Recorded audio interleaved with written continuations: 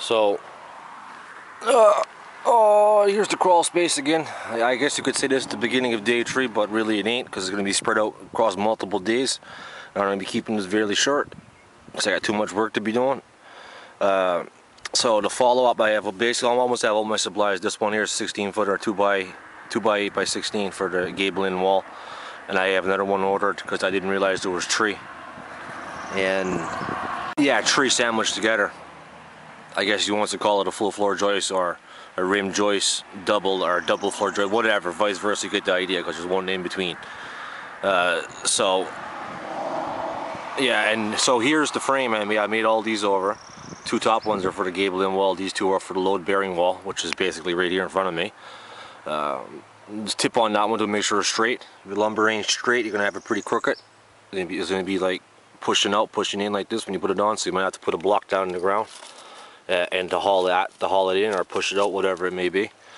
Father calls it a seal, but basically the seal is right here.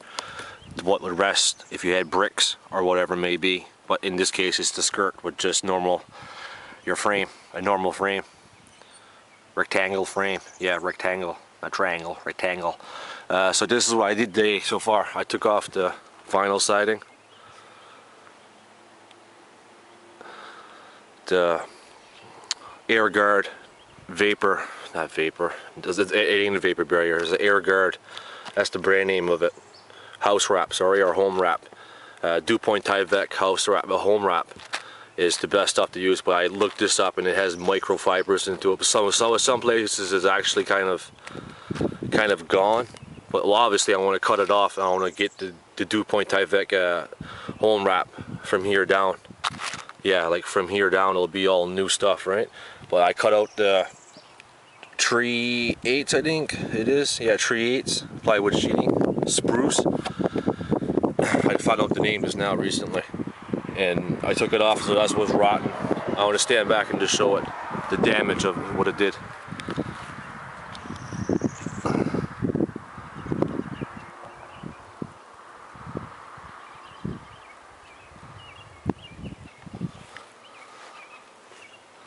So today, yeah, so you got the amount of damage. What I'm doing, I'm just cutting out stuff. I want to cut this out, the rim joist and then the header joist. See, they call this the rim joist. Then you got one here, then the second one would be your header joist because it's built like a frame that's going this way. So that's what it's called. I got up to speed on that, I'm assuming. The crawl space is almost done with now. That's done.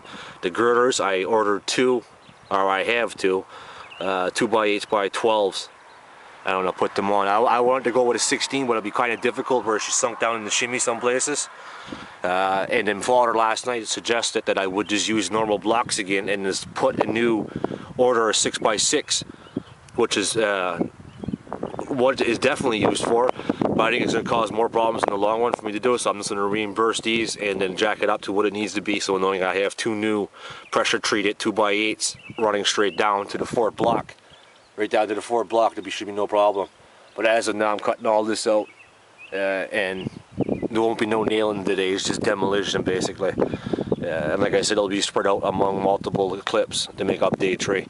So that's it, you're up to speed, and let's see how it turns out to be. So I cut it, I never took it off yet, but I just wanted to point out there was ants. There's a big ass black ant that's fell out of here. There he is, look. Right there. That's what was in the wall. And so that's what happens when you got rot. Bugs will take it over right away. You see that this time. Not only there, but also down in the corner. So let's see what the inside looks like after I take it off. Okay, I got it cut out, but running them. Oh Jesus, there's the rubble. That's what come off the house. It's cut out. I cut a 2 by 8, which is a 7 1/4 inch because of the mat. Yeah, don't get me started with that. But problem has occurred that this is not as good as what I thought it was for a 2 by 6 or 5.5. Now I have to cut it all the way up here. So the lumber is all good, you can see it.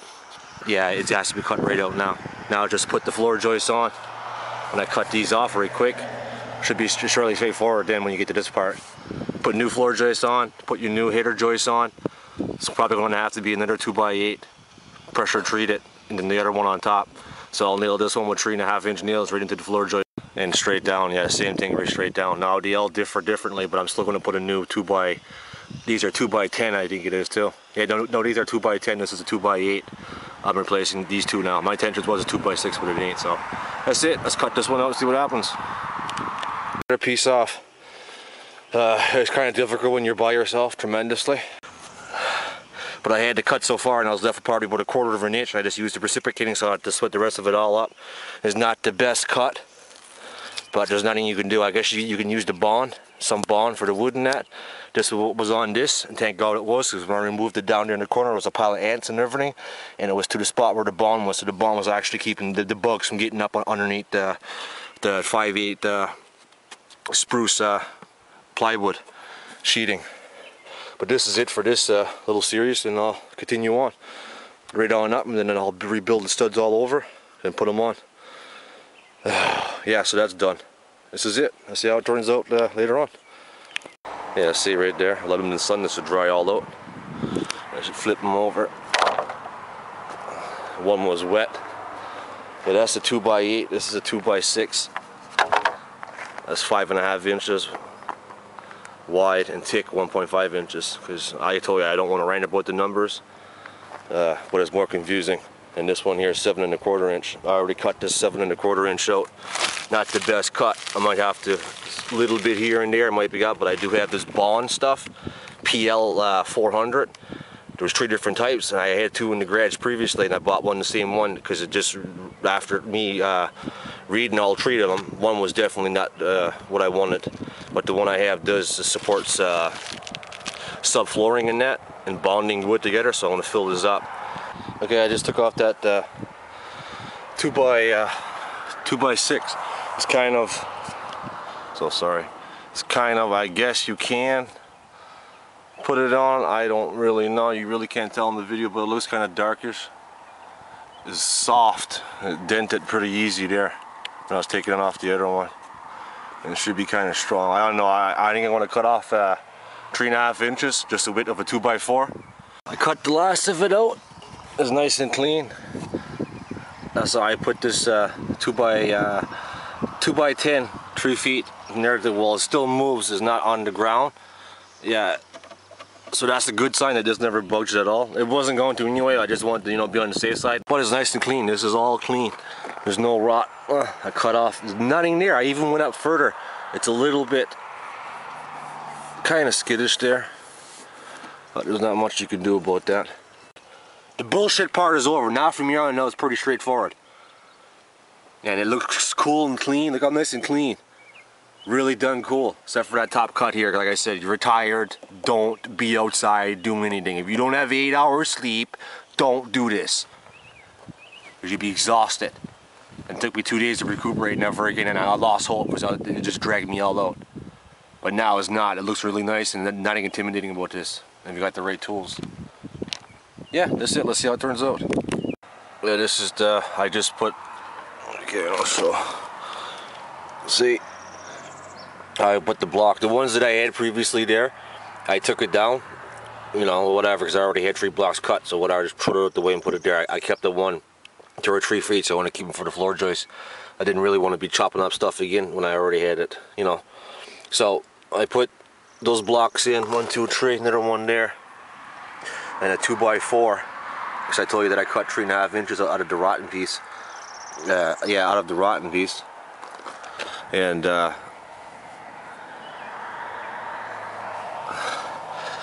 I put this LePage, yeah, it's LePage, 3 times bonding in between the crack to stop the moisture from getting in or whatever.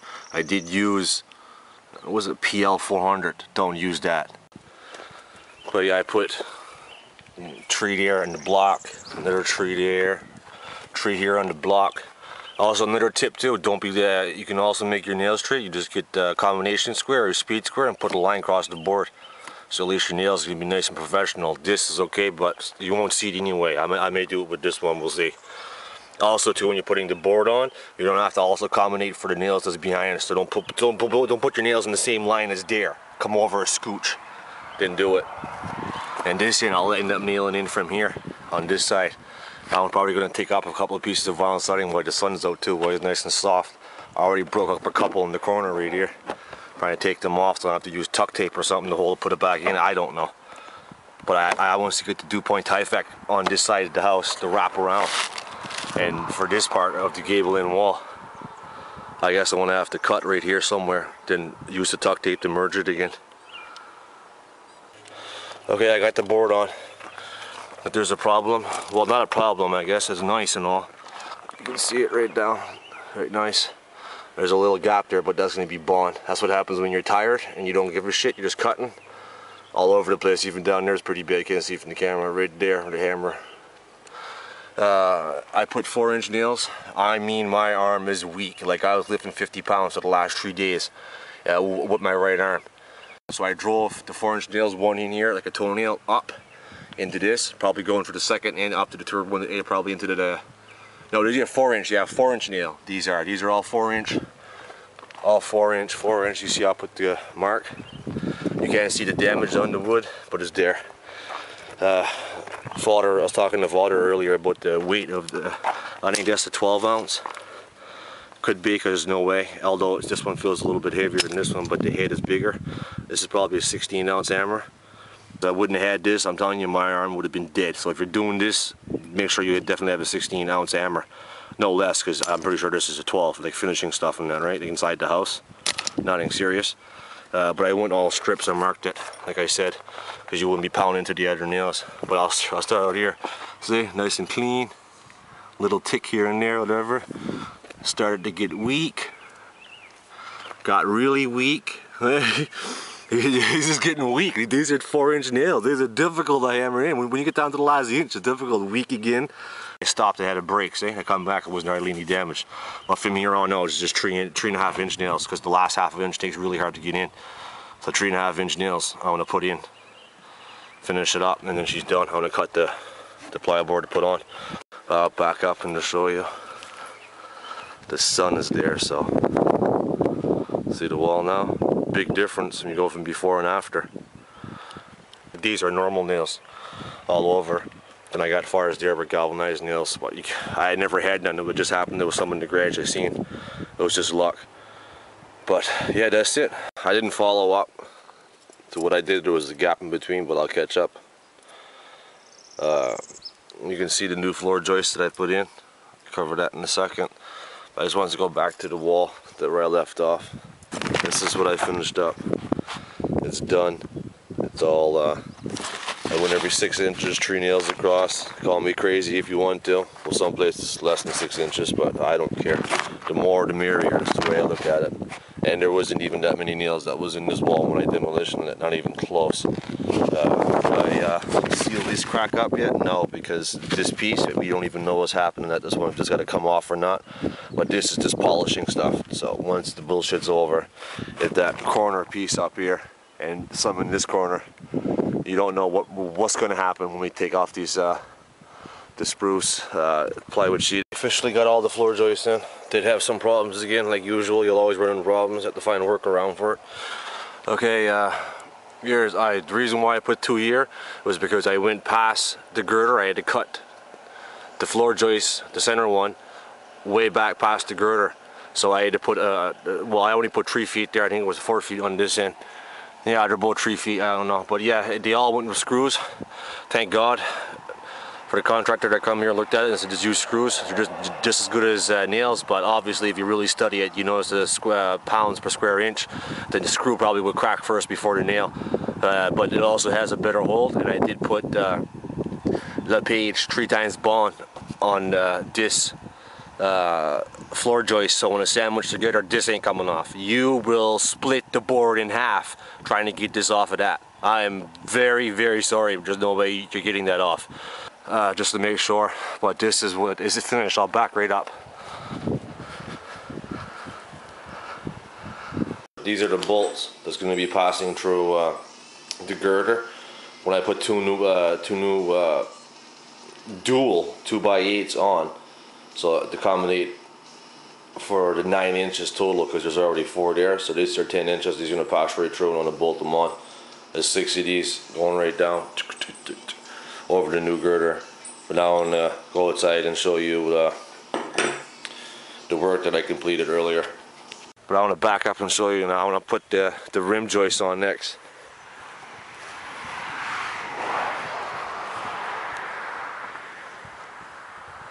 So that's almost half of the house. But that was the mistakes that I actually come across. But I had the low self-spanding foam. Kind of skittish to put it in there, to be honest with you. I don't know if I should or I shouldn't. Some caulking could fill that in, or the bonding. But again, like I said, it all boils down to your cuts, not anything else, your cuts. But for a noob, I think I did a pretty good job. And like I said, the girder bolts, gonna be putting bolts in there, like you get the idea, right straight down when it goes on. I just need to figure out how I'm going to get the jack up here to the corner, to jack this corner up. And you can see it's down. See, the girder is up above that 2x4 that I put in, which is not square. So that's it. Just to put the rim joist on and the plywood sheeting. I'm done. There's only to jack it up and I can actually go back in my room. Anyhow, I cut this one 8 feet. And this one's a 12-footer. I put it over here, right here. See the crack of the first header joist, and this is the rim joist. It's flush here. It goes out here, comes back in here. Could be the wood. I'm not sure of what's what. It's off a little bit. I don't know if it was my cut. See this off a little tiny bit. I don't know if it was my cut up here or as for the house sunk. The jack. When you jack it up, it should actually come out. It might come out, whatever. Over time, it will warp. Stuff will warp. There's nothing you could do about that. And then it's a double one, so I put 4-inch nails right through this, the rim joist, the header joist, right into the new studs. That's the old one. Every tick up here is the old floor joist. See, coming back in. Yeah, tick here. I think I missed the spot. Yeah, I missed the nail right here. See? Well, I missed the nail. 4-inch nail. Got to go in there. Because I was supposed to put the finishing on this, and I forgot to nail in a couple in the main joist. The ones I cut out. So that was luck. So here it looks like backed up. Get out of frame. Okay, yeah, the video cut off. It wasn't on yet, so I decided, well, hell, I'll put it on, then I'll just pick up where I left off. Yeah, there's no more. I'm not doing none of this no more unless I have a table saw and something to go through that, like I said. This here is a 1/2-inch tick. It had no problem going on the back of the gable end wall, and this is 3/8, and it's out a little bit. So if any water gets behind the house wrap, this is definitely a recipe for rot.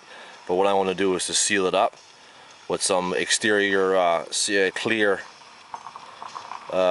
silicone, so it doesn't actually go down in behind it. Some places it actually comes pretty flush or plumb. Some other places is out. It's beyond me how this is, or maybe the house is. And I went off a little bit here. Again, I could have tilted it down and put it over on that far end, but it would have created a major gap. So I'd much rather I only have a gap a foot or so here, and then it's nice and flush all the way down. See? Yeah, it's nice and flush. There's no, you try to get that sealed as much as possible. But this is it. It's finished up right around. This is the load-bearing wall. Look at the hill coming all the way down. Oh, work on that. It's only now level right now. Look at the big hill. Look at the pat I got to create around the house, back and forth. But that's the work I did. I'm done. After I'm done with the girder, this will be the end of day 3. I know it's a serious takes over a span of a week and a half, but who cares? This is day 3 complete. If you had 2 or 3 guys, this would have been done in no time. But when you're by yourself and a noob on top of it, learning as you're going, yeah, you can see a little tiny dip there. Like you can see where the house has gone down, man. Right there, lah. You can see that block is bad, man. That got to come up. But that's it. This is the end of this little one, and I'll pick up on the girders to see how that turns out. Okay, I Too bad I couldn't get takes of when I had the jack set up and that, but it's done. Today I'm not doing nothing. I'm dressed up. Like I'm not even outside working at all. It's because I'm done. Mainly I just wanted to show the girder and that. You can't see it great because there's hardly any sunlight because it started raining yesterday. Putting these pressure treated girders on, it was difficult. It was extremely difficult. The boards that's there now is measuring 7 inches, and well, apparently that's a 2x8. I have a 2x8, and again I had to start splitting boards because it wasn't fitting, so I had to cut off 1/4 of an inch just to get the board to fit. It's just ridiculous. There's no more of that. I'm drained. I had a jack put up here in the corner, the 20-ton jack, the gray one that's over here. It only goes 6 inches. I knew that previously from watching another video. Without even me having to measure it, I already knew how far it was going to go. It said study your shit before you even hit the field. It's called a hex bar. We call it a crowbar, but I found out previously it's called a hex bar. A big long bar. We call it the crowbar. But I drove it underneath the block, lifted up, put some ground underneath and that there around. I had to take I had one more jack up here. I had to take that out, let this end down, put that one there because it was higher than 6 inches because I need to drive it up more to get the board on, the 7-inch 2x8 pressure treated board on the inside.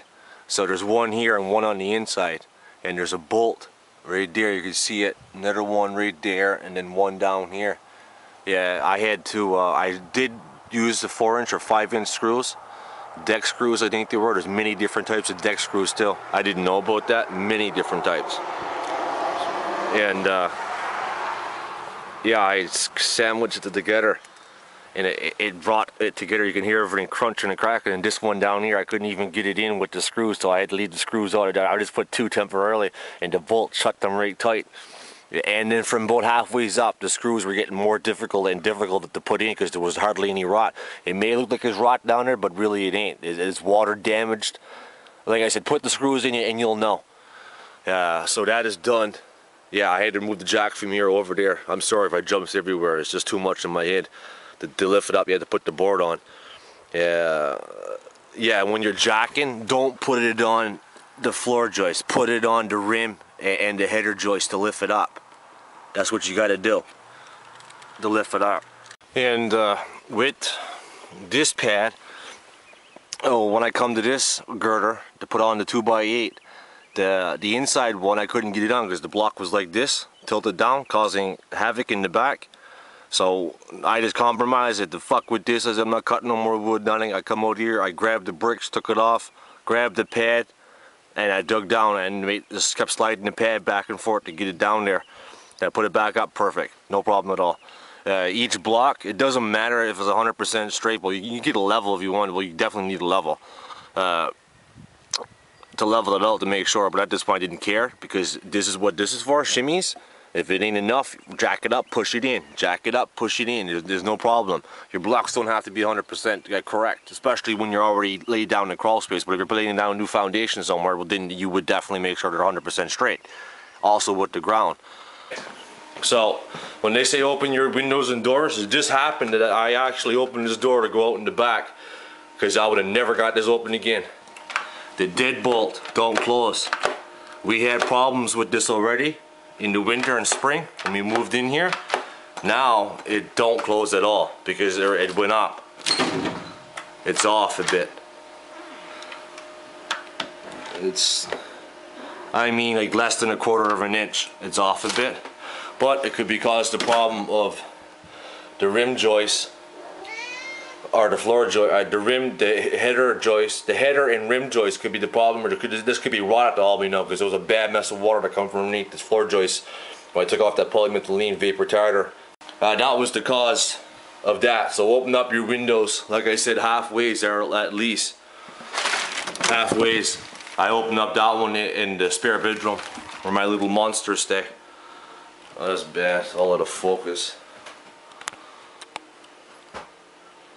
Yeah, I opened the window up halfway in that one, but like I said, open your windows and doors if you're gonna be jacking, because that could be the cause. Well, it's right there. You see it. It's not locking. Can't lock it. And if you want to jack it up, and have a line level going underneath the house and go each block for block adjusting the shimmy. That ain't hard. That's straightforward. Put the blocks down, put the jack, couple of cranks, and push the shimmy in, watch the line level. That's simple. But like I said, now she's straightened out, the blocks are straightened, the crack is up. It actually went up in the room. See? It went up a bit here. There was a major gap in this corner, majorly. It's straight. This end may need a little push. It's over. I did the gable in wall, around, the floor joists, the header, the rim joist, all of it. It's done. Now is the room. Yeah, we'll find out soon enough. So this is the end of day 3, and the next is the in here, or the gable in wall. I'm done. And from here on out, outside, it'll be just a little project, and I will pick up from there. But if you learned anything from this stuff or whatever, yeah, feel free to comment in this section below me. Yeah, that is it. Let's see how day 4 or the inside of the lab continues on when I start it again. So wish me luck.